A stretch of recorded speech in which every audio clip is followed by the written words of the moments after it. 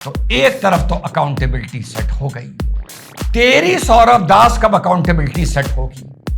तेरी अभिजीत दिप के अकाउंटेबिलिटी कब सेट होगी? जीबी रोड के कोठे के में मजबूरी में फंसी छिनाले और उनके दलाल और भड़वे भी ऐसी भाषा का प्रयोग नहीं करते जो जंतर मंतर में तेरी जेन जी कर रही थी तुम तीनों की।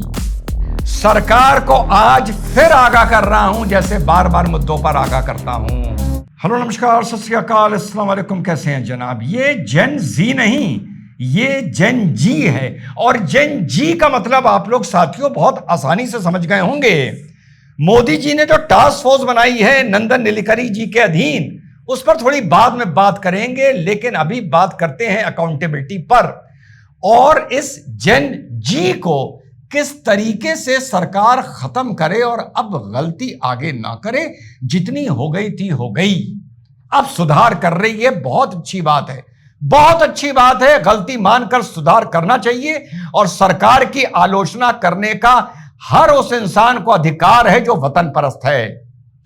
तो इस जेन जी को किस तरीके से खत्म किया जाए साथियों? तो साहब, अभी हाल में इस सौरभ दास का फिर से एक बयान आया है पुलिस लाठी चार्ज को लेकर। सुनिए ये पहले क्या बोल रहा है।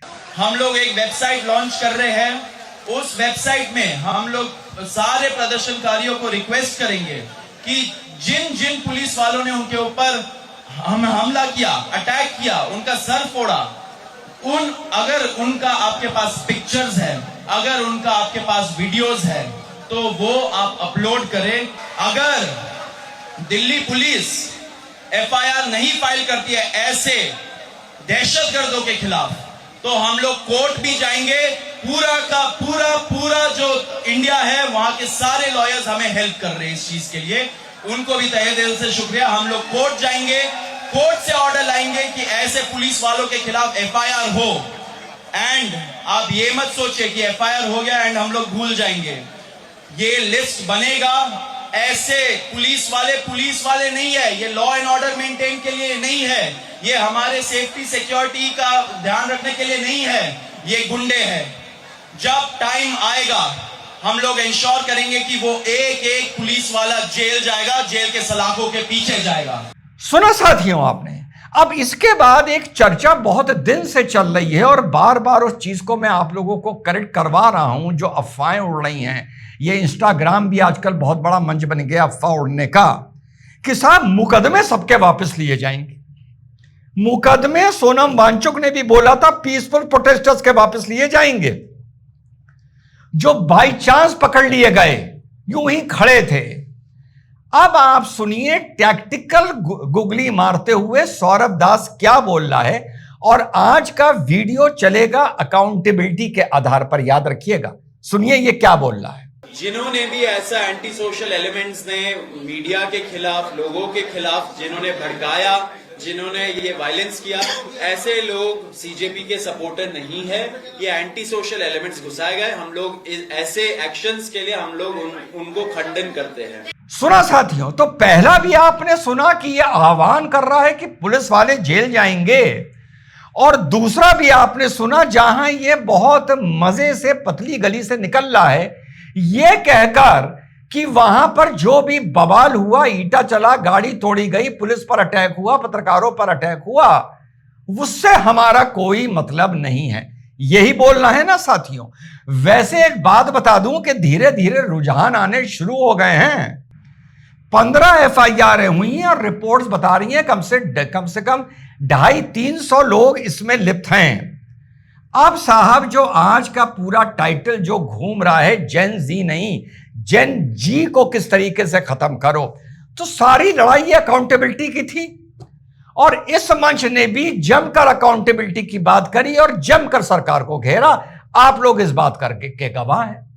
चलिए साहब, देर आए दुरुस्त आए, गियर बदला, अकाउंटेबिलिटी तय हो गई, इस्तीफा हो गया। वो बात अलग है कि उससे कर्रा आरएसएस का आदमी आकर बैठ गया, पर चलो इस्तीफा हो गया। उसके बाद नया कानून भी आ गया। सुन रहे हैं 10 साल की सजा और शायद 2-4 करोड़ का इसमें जुर्माना है और जल्दी से जल्दी इसमें सजा करी जाएगी। बड़ी सख्ती करी जा रही है। उसके साथ साथ साथियों एक टास्क फोर्स भी बनकर तैयार हो गई है, जिसमें इसरो के फॉर्मर चेयरमैन होंगे, आईटी मद्रास के डायरेक्टर होंगे और इसको हेड करेंगे नंदन नीलेकणी साहब। ये डेवलपमेंट भी हो रहा है, यानी सरकार हरकत में है। अगर हमने सरकार की आलोचना की थी, जो एक वतन परस्त प्रवक्ता का और मंच का अधिकार है, तो आज हम उसको सलाम भी कर रहे हैं। गुड, आपने गियर बदला। लेकिन अब एक बात आगे आती है अकाउंटेबिलिटी की। तो एक तरफ तो अकाउंटेबिलिटी सेट हो गई, तेरी सौरभ दास कब अकाउंटेबिलिटी सेट होगी? तेरी अभिजीत दिप के अकाउंटेबिलिटी कब सेट होगी? वहां पर तुमने ये तो नहीं कहा कि धर्मेंद्र प्रधान ने पेपर लीक कराया है, क्योंकि वो कार्यक्रम उसके अधीन चल रहा था एग्जाम कराने का, इसीलिए अकाउंटेबिलिटी सेट करके तुमने उसका इस्तीफा मांगा।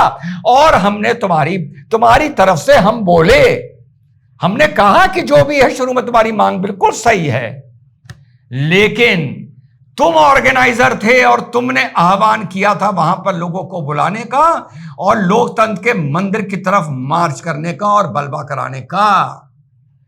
तो बेटा तेरी अकाउंटेबिलिटी कब सेट होगी? तू इस अकाउंटेबिलिटी से ये प्रेस कॉन्फ्रेंस कर नहीं बच सकता। अकाउंटेबिलिटी की लाठी अब दोनों तरफ चलेगी और सरकार को भी चाहिए कि अब धीरे धीरे जैसे डस्ट सेटल हो रही है, चुप्पे चुप्पे इनके नाम एज ऑर्गेनाइजर्स अंदर अंदर बढ़ाने शुरू करें। जो पीसफुल प्रोटेस्टर्स थे उनसे हमें आज भी कोई शिकायत नहीं है, आगे भी आप प्रोटेस्ट करिए। विपक्ष इस देश का विकार हो चुका है, आप ही आवाज उठाइए, अच्छा मुद्दा होगा तो हम भी आपके साथ आवाज उठाएंगे। लेकिन वो गाली गलौच जीबी रोड के कोठे के में मजबूरी में फंसी छिनाले और उनके दलाल और भड़वे भी ऐसी भाषा का प्रयोग नहीं करते जो जंतर मंतर में तेरी जेन जी कर रही थी, तुम तीनों की कर रही थी, और तुम उसको संरक्षण दे रहे थे और तुम्हारे चाहने वाले उसको फूटी कौड़ी के एंटरटेनमेंट का नाम दे रहे थे। उनके घरों में बहू बेटियां और बहनें इसी तरह से गाली गलौज करके और बेटे एंटरटेनमेंट करते होंगे, शायद ये तुम्हारे घर का रिवाज होगा। सरकार को आज फिर आगाह कर रहा हूं, जैसे बार बार मुद्दों पर आगाह करता हूं, कि फील्डिंग लगानी शुरू करो। जो तुमने कर दिया है वहां कमजोरी मत करना। फेस रिकॉग्निशन से जिन्होंने भी बवाल काटा है और पार्लियामेंट की तरफ भड़े भी हैं, जी हां भड़े भी हैं, उन सब सालों की लिस्ट बनाओ, नोटिस भेजो, जेलों में डालो और इनके ऑर्गेनाइजर्स को जो अकाउंटेबिलिटी का मातम करते थे ये हरामजादे, इनको उसमें घसीटो और आने वाले वक्त में अपने आप कोई भी भविष्य में आंदोलन होगा उसकी गंदगी अपने आप छट जाएगी, जो जंतर मंतर पे देखने को मिली थी। इस वीडियो में दूसरी बार बता दूं, हां साफ सुथरा हमने भी बहुत आंदोलन किए हैं। कल परसों अगर कोई टाइम मिला किसी कंटेंट में तो दिखा दूंगा, हमने भी बहुत करे हैं। पर जो गंदगी जंतर मंतर पर देखने को मिली, वो एक एक शब्द नरेंद्र मोदी अकाउंटेबल होना चाहिए, वरना तुम गाली खाने का भविष्य में भी सबब बनोगे। तुम और ये सरकार और ये लोकतंत्र और ये पुलिस और ये सीआरपीएफ, सब इनको छोड़ना मत। और इनकी जब रीलें वायरल होना शुरू होंगी तो आने वाले वक्त में प्रोटेस्ट तो बिल्कुल होगा और बिल्कुल होना चाहिए, लेकिन जो गंदगी फैली थी इसको कंट्रोल कर दो। अगर इन लोगों के साथ लीनियंसी करी और ये 10-10, 15-15 दिन में बाहर घूमते हुए नजर आए और इन गालियों को तुम भूल गए, तो ये एक नई शुरुआत है, ये इस देश का चलन बन जाएगी। और सबसे ज्यादा उसके निशाने पर नरेंद्र मोदी जी आप होंगे और आपकी सरकार होगी। इस देश की सीआरपीएफ होगी, इस देश की आरपीएफ होगी, आरएएफ होगी और इस देश की कल को फौज भी होगी। मैं बता रहा हूं, फिर बता रहा हूं, ये गलती ना करिएगा। इन हरामजादों का, इस जेन जी का इनके टुकड़े तोड़ दीजिए, इनके पिछवाड़े से धुआं निकाल दीजिए कि जो जंतर मंतर पे इन्होंने गंद मचाई है वो आगे कम से कम किसी भविष्य में ना मचे। और जब ये गंद मचनी खत्म होगी तो अपने आप देखिएगा कि आगे इस तरह के जो ये कॉकरोच उठे हैं और कहीं कौवे उठ रहे हैं वो खुद ब खुद औकात पर आ जाएंगे और विरोध करने समझदार लोग आगे निकलेंगे। जय हिंद, वंदे मातरम, खुदा हाफिज।